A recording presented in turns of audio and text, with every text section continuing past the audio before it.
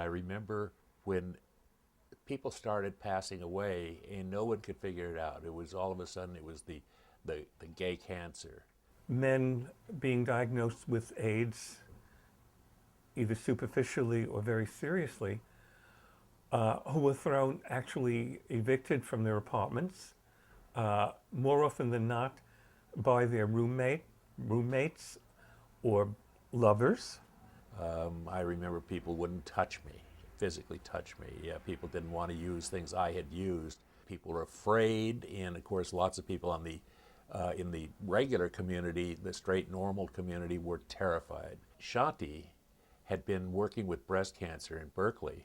It was founded by Dr. Charlie Garfield, and he had built this model in which he would provide practical and emotional support by people who were lay people, you know, who would come in and learn how to be with other people. Active listening, which is a kind of the centerpiece of what we call the Shanti model, is the ability to just sit and be with and listen to someone in a supportive capacity without feeling like we need to solve their problems. It's someone you can talk to and say anything to, who you feel that there's a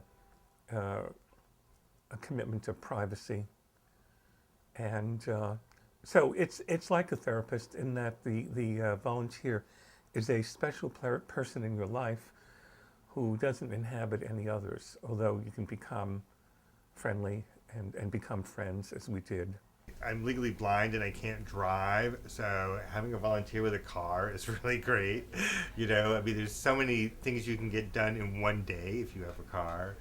And also, Matt is someone who talks, someone to talk to. I mean, you know, he's a good listener, and he'll draw me out with questions. And sometimes, you know, that's all it takes. I had to have a volunteer person because I was very, very sick when I was going through chemo.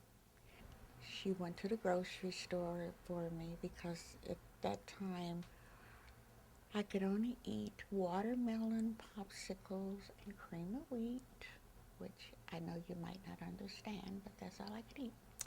So she would go and get me 3 or 4 watermelons in my push cart and my 2 and 3 boxes of popsicles and bring them home to me. And then when I couldn't go out, she would sit and we would talk for 2 and 3 hours. She kept me company all the time, and I've had her over a year. And she's adorable. And after I get totally well, where I won't need a volunteer anymore, I think that we will still communicate and stay buddies because I like her very much. It's only Shanti that has this peer support volunteer client program where clients are able to be connected to someone who is strictly there to be present for them and to help with errands and such as needed, but really there to support them through their journey and to make that connection with them in a way that, again, it's not medical, it's not clinical, it's just human. It's just human. I think it's a nice combination of practical help, someone you can rely upon for whatever it is you need, and then someone you can socialize with and talk to and get to know and share your life with. When I had my mastectomy about a year ago, Michelle sent me flowers. She said, "You got to look good to feel good." So she had my nails done every 3 or 2 weeks, and we just giggle and laugh and eat lunch, and we do fun things. Mostly we just talk.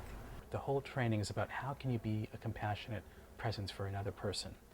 And the answer to that question was to really be of service to another human being, you have to see that person as your equal or as your peer. It's not as if you're going to show up as the healthy one and they're the sick one and you're there to save the day for them. It's only when you see them as your equal that you can really, where real service can occur. I don't feel like I'm volunteering with her. We're friends now. She's a part of the family, I hope. She listens to me. With all her heart, she listens to me.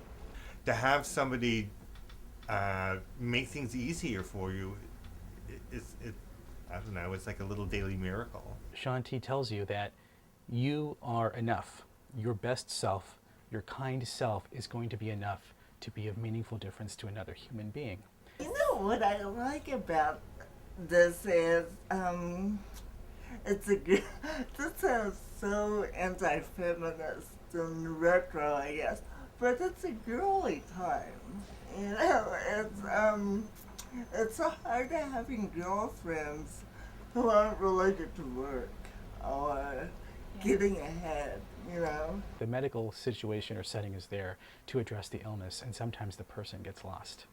And the idea of Shanti is to address the person and not the illness. Shanti saved my life. It allowed me to go on to learn other ways to help people in that community, and then through that, people in lots of communities. So I feel it's the biggest blessing of my life. Shanti is a place I could come. It's steady, it's inclusive, and it's remarkable. I think it's just remarkable.